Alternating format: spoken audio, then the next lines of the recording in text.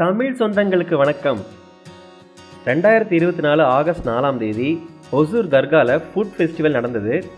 இது காலையில் 8 மணிக்கு தொடங்கிட்டாங்க.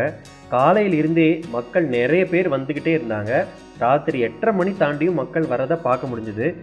நிறைய விதவிதமான ஸ்டால்ஸ் போட்டிருந்தாங்க. இதில் காட்டுறதுக்கு நிறைய இருக்குது. முதல்ல இருக்கிறது ரோஸ்மெரி, லெமன் கிராஸ், டீவியா, நாகதாளி, விக்ஸ் துளசி, இந்த செடிகள் தான். அதுக்கு அடுத்ததாக செக்கு எண்ணெயிலேயே செய்த சிக்கன் பிரியாணியும் களியும் வச்சுருக்காங்க. அதுக்கப்புறமா நாட்டுக்கோழி முட்டையும் வச்சுருந்தாங்க. அதுக்கு எதிர்த்தாப்புலேயே காடை முட்டை பணியாரம் இருந்தது. உள்ளே நுழைஞ்ச உடனே நம்மாழ்வார் ஐயாவோட புகைப்படமும், அதுக்கு கீழேயே நிறைய பழமையான தமிழர்களோட பழக்க வழக்கத்தில் இருந்த பொருட்கள்லாம் வச்சுருந்தாங்க. அதுக்கு பக்கத்துலேயே சேலட்டும் ஸ்வீட்டும் மக்களுக்கு ஃப்ரீயாக கொடுத்துட்டு இருந்தாங்க. அதுக்கு பக்கத்தில் நிறைய புக்ஸ் எல்லாம் வச்சுருந்தாங்க. இந்த ஐயா பேர் ஜெகநாதன். இந்த படங்கள் எல்லாம் இவர் தான் வரைஞ்சிருக்காரு. எல்லாமே ரொம்ப அழகாக இருந்தது. நமக்கு எந்த படம் விருப்பமோ அதுக்கேற்ற மாதிரி படம் வரைஞ்சி தரதா ஐயா சொன்னார். வேணும்னு நினைக்கிறவங்க அவரை காண்டாக்ட் பண்ணலாம். அடுத்த ஸ்டாலில் பல்வேறு விதமான பொடி வகைகள், ஜவ்வு நரம்பு, எலும்பு தைலம் அப்படின்னு நிறைய இருந்தது. அடுத்த கடையில் எண்ணெய் வகைகள் எல்லாமே வச்சுருந்தாங்க. இதுக்கு அடுத்த கடையில் ஏகப்பட்ட விதைகள் வச்சுருந்தாங்க. அங்கேயே நிறைய நெல் விதைகளும் இருந்தது.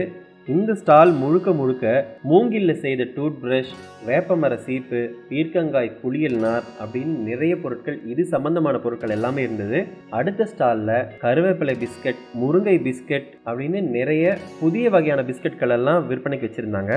பல வகையான சிறுதானிய அவல் அடுத்த கடையில் இருந்தது. இந்த மாதிரி நியூ காம்பினேஷன்ஸில் பொரி வடகங்கள்லாம் இருந்தது. இது மாதிரி கேள்விப்படாத காம்பினேஷன்ஸ் எல்லாம் கேட்கவே புதுசாக இருந்தது. அடுத்த ஸ்டோரில் டிஷ்வாஷ் லிக்விட், துணி துவைக்கிற லிக்விட் எல்லாம் வச்சுருந்தாங்க. இந்த ஸ்டோரில் நிறைய தைல வகைகள்லாம் வச்சுருந்தாங்க. இந்த ஸ்டாலில் பனை ஓலையில் செய்த தோடு, கிளிப், செயின், கீ செயின், இது சம்மந்தமான பொருட்கள் எல்லாமே வச்சுருந்தாங்க. ரொம்ப அழகாக இருக்குது பார்க்குறதுக்கு. அடுத்த ஸ்டாலில் நிறைய விதைகள் விற்பனைக்கு வச்சுருந்தாங்க. இது என்ன குச்சிங்க? இது மாயன்கீரை. இந்த மாயன்கீரை வந்து கலந்து சாப்பிடலாம், சூப் போட்டு சாப்பிடலாம், பகோடா போட்டு சாப்பிடலாம். நிறைய மருந்து மாயன்கீரைக்கு. ஓகே. சுகருக்கு இது இந்த தடை பயன்படும். ஒரு தடை சாப்பிட்டோம்னா சுகர் கட்டுப்படும். இது பேர் சொல்லுங்கள். இன்சுலின் தடை ஊசி போடுறோம்ல, இன்சுலின் கீரை. அது பேர் கீரை. வரி சொரக்காய். தண்ணீர் தாண்டி. ஓகே. இதனுடைய கிழங்கு வந்து சுகர் எவ்வளோ இருந்தாலும் சரி, அந்த யூரின் அடிக்கடி போகிறாங்க. இதில் வந்து ஒரு நாளைக்கு ஒரு கிழங்கு 3 நாளைக்கு சாப்பிட்டாவே அந்த யூரின் வந்து கட்டுப்படும். அடுத்த ஸ்டாலில் சிறுதானியங்களில் செஞ்ச லட்டு வகைகள் நிறைய வச்சுருந்தாங்க. அதற்கு அடுத்த ஸ்டாலில் முடக்கத்தான் சப்பாத்தி, வாழைப்பூ தோசை, சிறுதானிய தோசை, இது எல்லாமே சுட சுட செஞ்சு கொடுத்துட்டு இருந்தாங்க. கூடவே கேரட் பாயாசம், முடவாட்டுக்கிழங்கு சூப், அத்திக்காய் பொரியல் எல்லாமே இருந்தது. இதுக்கு அடுத்த ஸ்டோரில் பீட்ரூட் பூரி, கேரட் பூரி, பாலக்கீரை பூரி எல்லாமே சுட சுட மக்கள் வாங்கி சாப்பிட்டுட்டு இருந்தாங்க. இதுக்கு பக்கத்திலேயே ராகி அடை, குழா புட்டு, உண்ணியப்பம், இது எல்லாமே செஞ்சுட்டு இருந்தாங்க. அடுத்த ஸ்டாலில் வெந்தயக்கீரை சோறு, வரகு பொங்கல், மாப்பிள்ளை சம்பா இட்லி, தினை அரிசி சாம்பார் சாதம், மூலிகை சூப், கருப்பு கவுனி கூழ், வாழைப்பூ வடை அப்படின்னு நிறைய வகைகளில் உணவுப் பொருட்கள்லாம் இருந்தது. இதற்கு அடுத்த ஸ்டாலில் எள்ளுருண்டை, கடலை உருண்டை, கருப்பு கவுனி மிளகு வடை, மாப்பிள்ளை சம்பா அதிரசம், வரகரிசி தட்டை, தாளிப்பு வடகம், தொக்கு வகைகளும் ஊறுகாய் வகைகளும் இருந்தது. அடுத்த ஸ்டோரில் ராகி வெங்காய பஜ்ஜி சுட சுட செஞ்சு விற்றுக்கிட்டு இருந்தாங்க. கூடவே கம்பு அடையும் செஞ்சுட்டு இருந்தாங்க. இந்த ஸ்டோரில் எல்லாமே ஜூஸ் வகைகளாக இருந்தது. இது வந்து நாவல் பழச்சாறு, சங்குப்பூ சாறு, செம்பருத்தி சாறு, பனம்பழச்சாறு, கூடவே பனங்கிழங்கு ஜாமுன்னு வச்சுருந்தாங்க. அடுத்த ஸ்டோரில் இன்டர்லாக் பிரிக்கும், மண்ணிலேயே செஞ்ச டைல்ஸும் வச்சுருந்தாங்க. இதுக்கு அடுத்த ஸ்டாலில் நிறைய தேன் வகைகள் இருந்தது. அடுத்த ஸ்டோரில் நிறைய சிறுதானியங்கள், சோப் வகைகள், பொடி வகைகள் அப்படின்னு நிறைய இருந்தது. இன்னொரு ஸ்டோரில் natural plant based sanitary pads இருந்தது.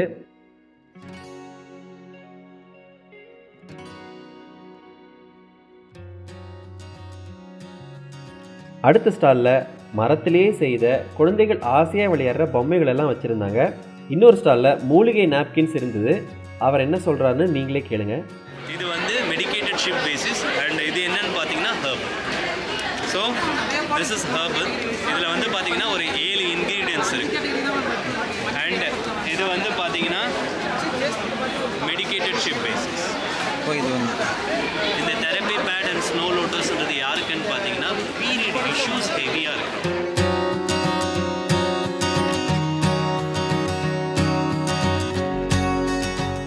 அடுத்து மில்லர்ஸில் தயாரிக்கப்பட்ட பல்வேறு ஃப்ளேவர்ஸில் செய்த பிஸ்கட்ஸ் எல்லாமே வச்சுருந்தாங்க. சிறுதானியங்களில் செய்த சாக்லேட்ஸும் வச்சுருந்தாங்க. அடுத்த ஸ்டோரில் தேத்தான்கோட்டை காஃபி பொடி இருந்தது. அடுத்த ஸ்டாலில் மில்லட்ஸில் செய்த முறுக்கு, மில்லட்ஸ்லேயே செய்த மிக்சர், பல்வேறு வகையான லட்டு வகைகள் எல்லாமே வச்சுருந்தாங்க. சோயா பீன்ஸ்லேயே தயாரித்த நல்ல வாசனையான மெழுகுவர்த்தி வச்சுருந்தாங்க. அடுத்து இன்னொரு ஸ்டோரில் மைக்ரோ கிரீன்ஸ் வச்சுருந்தாங்க. இவங்க கிட்ட நிறைய வகைகளில் மைக்ரோ கிரீன்ஸ் கிடைக்குது. ஆர்டர் பண்ணி கூட நமக்கு தேவையானதை நம்ம வாங்கிக்க முடியும். அடுத்த ஸ்டோரில் திணை வகைகள்லாம் வச்சுருந்தாங்க. அதுக்கு அடுத்த ஸ்டோரில் காஸ்மெட்டிக் ஐட்டம்ஸ் நிறைய விற்பனைக்கு வச்சுருந்தாங்க. அடுத்த ஸ்டாலில் விதவிதமான soap, face serum, hair oil இந்த மாதிரி ஐட்டம்ஸ் எல்லாமே இந்த ஸ்டாலில் இருந்தது. அடுத்த ஸ்டோரில் வரிசையாக நிறைய விதைகள் வச்சுருந்தாங்க. அடுத்த ஸ்டாலில் ஹோம் மேட் மசாலா ஐட்டம்ஸ் நிறைய வகைகளில் வச்சுருந்தாங்க.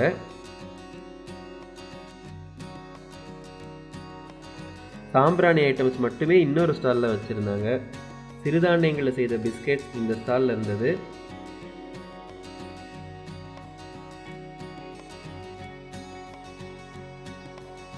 இந்த ஸ்டாலில் ஊறுகாய் வகைகள், நிறைய தொக்கு வகைகள், விளாம்பழம் ஜாம் மாதிரி புதுமையான உணவு வகைகள்லாம் வச்சுருந்தாங்க. அது மட்டும் இல்லாமல் பல்வேறு வகையான அரிசி வகைகளும் இருந்தது. அடுத்த ஸ்டாலில் சிறுதானிய பாஸ்தா, சிறுதானிய நூடுல்ஸ், தேனத்தி, நவதானிய பருப்பு சாதப்பொடி இது போன்ற பல்வேறு பொருட்கள் இருந்தது. இந்த ஃபுட் ஃபெஸ்டிவலுக்கு மக்கள் காலையில் 8 மணிலேருந்து ராத்திரி 9 மணி வரைக்குமே வந்துக்கிட்டே இருந்தாங்க. இது உண்மையிலேயே சக்ஸஸ்ஃபுல்லான ஃபுட் ஃபெஸ்டிவல் தான். இதே நேரத்தில் இயற்கை ஆர்வலரான திரு இளங்கோ கல்லாணி அவர்களோட சிறப்புரையும், திரு சண்முகம் அவர்களோட சிரிப்பு யோகாவும், குழந்தைகளுக்கான தமிழ் மரபு விளையாட்டுகளும், அடவி குடும்பத்தோட பறை இசை நிகழ்வு, டாக்டர் சுபவாகினி அவர்களுடைய சர்க்கரை நோய் குறித்த விரிவான விளக்கங்கள், வர்மக்கலை ஆசானான திரு சரவணன் சிவவாக்கியர் அவர்களுடைய உரை அப்படின்னு நிறைய இருந்தது. இந்த ஃபுட்டேஜ் எல்லாமே அடுத்த பார்ட்டில் அப்லோட் பண்ணுறேன். அதை ஞாபகமாக பார்த்துருங்க. இந்த கண்டென்ட் உங்களுக்கு பிடிச்சிருந்ததுன்னா அரபோட் சேனலுக்கு சப்ஸ்கிரைப் பண்ணுங்கள். நன்றி.